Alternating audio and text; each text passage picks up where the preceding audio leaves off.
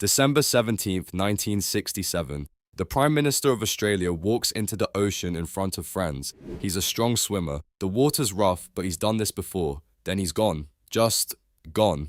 No struggle, no scream, no body ever recovered. Within hours, the largest search operation in Australian history is underway. Divers, helicopters, Navy ships, volunteers combing the rocks. They find nothing. Not clothing, not remains, nothing. And that absence, that hole where a world leader used to be, turns into one of the most explosive mysteries of the 20th century. Because how do you lose a prime minister in broad daylight? This is Harold Holt, not some reckless adventurer, not a nobody, the sitting Prime Minister of Australia, 59 years old, confident, charismatic, a man who'd led the country for less than 2 years but was already neck deep in Cold War politics, the Vietnam War, and Australia's place between America and Asia. He's powerful, visible, and surrounded by people constantly. You don't just misplace someone like that. But Cheviot Beach, near Portsea on Victoria's coast, is not a calm place. It's known for rip currents, submerged rocks, and unpredictable surf. Locals call it dangerous. The ocean there doesn't forgive mistakes. Still, Holt loves the water. He spearfishes, he dives, he knows these beaches. And on this warm December Sunday, he's visiting friends at a beach house. With him are 4 companions, his girlfriend Marjorie Gillespie, her daughter, and 2 family friends. It's supposed to be a relaxing day by the sea. Then Holt decides to go for a swim. It's just afternoon. The surf is wild. Witnesses later say the water looked aggressive, whitecaps rolling in, the kind of conditions that make experienced swimmers think twice. Holt's friends warn him, maybe don't go in, it looks rough. He waves them off. He's Harold Holt, he swims here all the time. So he walks into the water, wades deeper, starts swimming, and for a few moments everything seemed fine. Then the ocean does what the ocean does. It moves, a wave, a current, something shifts. His companions on the beach see him maybe 20 meters out, and then they don't. One moment he's visible in the chop, the next he's not. At first, no one panics. He's a good swimmer. He'll surface. He has to surface. But seconds turn into minutes. The friends start shouting, scanning the water. One of them, Alan Stewart, plunges in to try to find him. He searches, dives, fights the current, finds nothing. Another friend tries. Same result.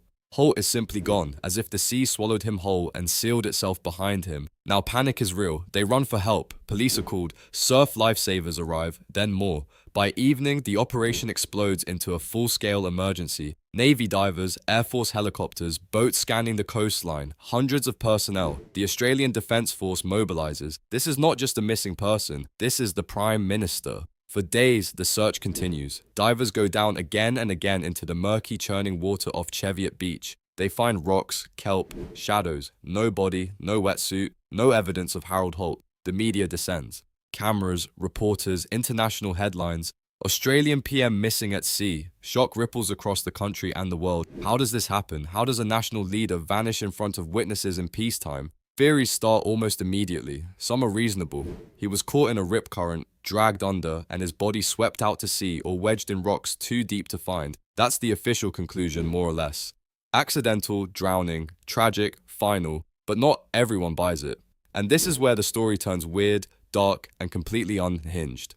Because once you lose a prime minister without a body, the conspiracy floodgates open. Theory 1. Holt faked his own death. Maybe the pressure got to him. Vietnam War protests were escalating. His approval was slipping. Maybe he wanted out, staged a disappearance, and is living under a new identity somewhere warm and quiet.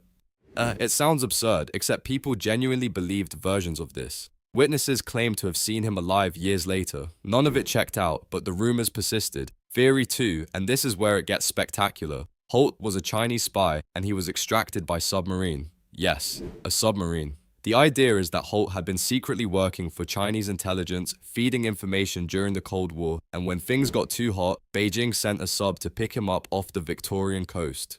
This theory became so popular that books were written about it, documentaries explored it, politicians had to publicly deny it. There is zero credible evidence, none. But in the paranoid world of 1960s Cold War politics, it felt juicy enough to stick. Theory 3. He was assassinated. CIA, KGB, rival politicians, pick your villain. Maybe he knew too much. Maybe he was about to expose something. Maybe powerful people needed him gone and made it look like an accident. Again, no evidence. But in the vacuum left by a missing body, every shadow looks like a conspiracy. Theory 4, the darkest, suicide. Some speculated Holt was depressed, struggling, and walked into the ocean intentionally. His friends denied it, there were no signs, but absence makes people imagine the worst. And Theory 5, the boring one that's probably true, he drowned. A freak accident, a strong swimmer overestimated his ability, got caught in a bad current, was pulled under, smashed against rocks, and his body was carried out into Bass Strait, where it was lost to the ocean. That's it. No spies, no submarines, just a man, the sea, and terrible luck. The aftermath. National shock. On December 19th, 2 days after he disappeared, a memorial service is held. Holt is presumed dead. His body is never recovered, so there's no funeral in the traditional sense. Just a service. Tributes, shock, confusion, world leaders attend or send condolences. President Lyndon Johnson, Harold Wilson, dignitaries from across the globe. Australia is paralyzed by the strangeness of it all. A week later, the Liberal Party selects a new leader. John Gorton becomes Prime Minister. Life moves on because it has to, but the absence lingers. And here's the surreal kicker. In 1969, just 2 years after Holt disappeared, the Australian government names a public swimming pool after him. The Harold Holt Memorial Swimming Centre opens in Melbourne, a pool named after a man who drowned. The irony is so sharp it feels like satire, but it's real. To be fair, planning for the facility started before his death. The name was meant as an honor, but still, imagine the conversation. Let's commemorate the Prime Minister who vanished in the ocean with a place people go to swim.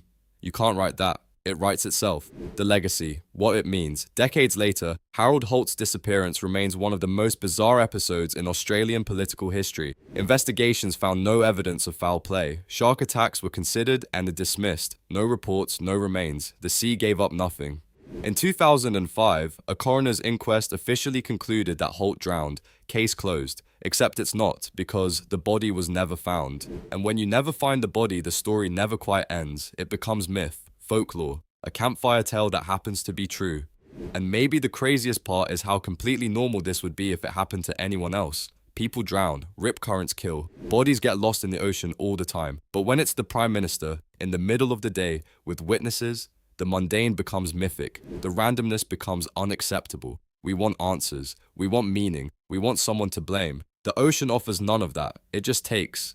The close, the lingering question. So here's what haunts me about this story. Harold Holt didn't die in office from an assassination, a coup, or a dramatic political collapse. He died doing something ordinary, going for a swim. And that ordinariness is what makes it so unsettling, because it means that power, status, and security are more fragile than we think. You can be the leader of a nation and still be erased by a wave. You can have Navy ships searching for you and still never be found. You can leave behind a mystery that launches 1,000 theories, but the truth is probably simpler and sadder than any of them. You made a choice, the ocean made a choice, and only one of you came back. Harold Holt walked into the sea on December 17, 1967. He never walked out. Australia moved on. The world moved on. But somewhere off Cheviot Beach, the question still floats. What really happened in those final moments? And would knowing the truth make it any less terrifying? If a Prime Minister can vanish without a trace in front of witnesses, what does that say about how much control any of us really have?